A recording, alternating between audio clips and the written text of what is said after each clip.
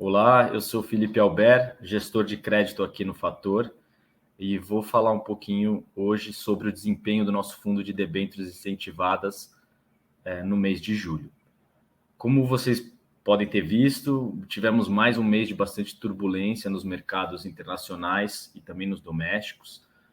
Muitas notícias importantes, principalmente lá fora, onde a gente viu uma continuidade de pressões inflacionárias vindo aí de cadeias de suprimento ainda não restabelecidas, né, depois da pandemia, e também afetadas muito seriamente aí pela guerra entre a Rússia e a Ucrânia, os problemas que a China ainda enfrenta para controlar o Covid, né, os lockdowns que a gente vê acontecendo. E isso levou os bancos centrais lá fora a agirem com mais força e aumentarem juros e darem declarações mais fortes contra a inflação e sinalizando apertos monetários mais longos e maiores do que o previsto. Tá? Um sinal disso foi o próprio aumento da taxa de juros americana pelo Fed, que chegou já a 2,5% ao ano, e isso tem impacto em todos os mercados, né? Inclusive aqui no Brasil, onde a gente também viu uma pressão importante na curva de juros. Ainda que mais para o final de julho, a gente tenha visto algumas leituras de inflação corrente melhores que o esperado e algum alívio nessa curva. Mesmo assim, né, no agregado do mês, a gente acabou vendo não só a curva DI abrindo um pouco, mas também aí os spreads das curvas de NTNB que chegaram a abrir até no vértice 2026, por exemplo, mais de 16 bips aí no compilado do mês de julho. Tá? Isso afeta diretamente aí a carteira do nosso fundo de debêntures incentivadas, né, que teve o seu benchmark muito afetado por isso. Então, se a gente pegar o índice, o IDA da Ambima, né, de debêntures incentivadas, ele apresentou uma queda de mais de 1% no mês de julho, muito impactado por essa abertura de spreads, né? A curva de NTNB tem um impacto forte sobre esses papéis privados, né?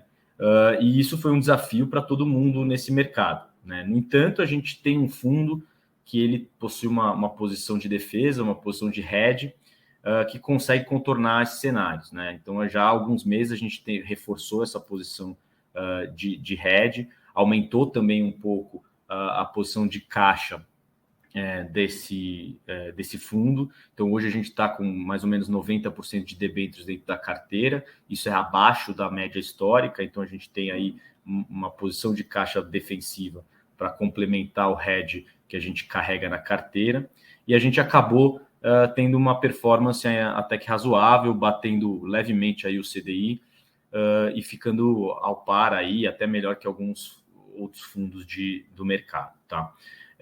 A nossa carteira, ela ainda é composta muito por emissores de energia elétrica. A gente gosta mais da parte de transmissão, que tem um fluxo de caixa mais previsível, né? Não sofre tanto com riscos hidrológicos e problemas que a gente possa ter aí de repasse de custos, né? A gente também tem apostado recentemente bastante em energias renováveis e projetos eólicos, que compõem já uma parcela boa da carteira, e ainda compõe mais outros papéis de saneamento, de logística e de mineração e de petróleo em menor proporção.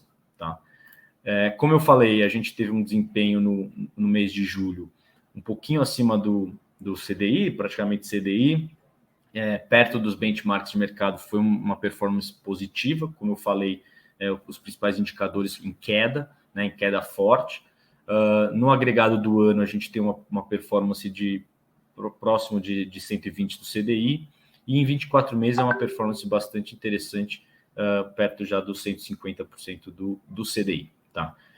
O que a gente vê para frente? Né? A gente prevê ainda meses, até pelo menos a eleição, né, que acontece entre outubro e novembro, meses ainda de turbulência, né? A gente tem notícias variadas aí de fronte fiscal, inflacionário, domésticos, então a gente também não tem certeza ainda que o ciclo de alta de juros local acabou, né? As últimas sinalizações do BC foram um pouco mais dovish, mas o mercado ainda espera uma confirmação de que o ciclo de alta de juros acabou, para a gente poder também fazer mais previsões para o final desse ano e para os próximos, né? Então, a gente imagina que vamos continuar com um cenário bastante desafiador, né? E lá fora também é uma fonte muito importante dessa incerteza, né? Então, a gente tem a guerra contínua na Rússia e ainda o ciclo de alta de juros em várias partes do mundo, problemas de abastecimento de energia na Europa, a gente tem a China também em tensões aí com Taiwan, e isso pode afetar muito, né, a cadeia de suprimentos global. A gente sabe que Taiwan produz a maior parte dos chips dos semicondutores do mundo, a China nem se fala, produz quase tudo das cadeias globais. Então, realmente, a gente ainda não tem um cenário muito previsível daqui para frente, e a estratégia é manter a carteira com um hedge relevante, tá? E o duration curto. Acho que é importante mencionar isso. Além de tudo, nossos papéis têm um duration aproximado aí de um pouco menos de 3 anos, né? Normalmente a média de mercado é mais ou menos uns 4 anos, e isso traz uma segurança extra aí para a nossa carteira. Ela tem uma volatilidade histórica baixa, né? O nosso fundo, pelo menos desde o ano passado, tem carregado uma volatilidade anualizada próxima de 0,6%, 0,7% ao ano, e isso é bem abaixo do que a gente costuma enxergar no mercado.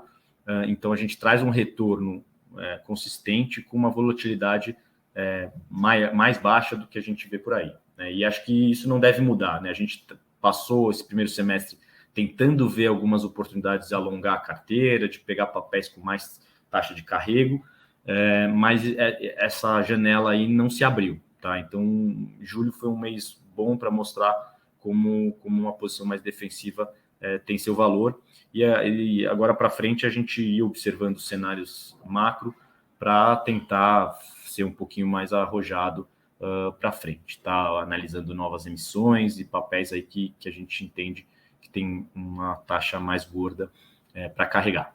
Então, é isso. Eu gostaria de agradecer a todos e convidá-los para seguir a gente nas redes sociais, ativar o sininho e curtir aí os vídeos que a gente posta, tá? Muito obrigado.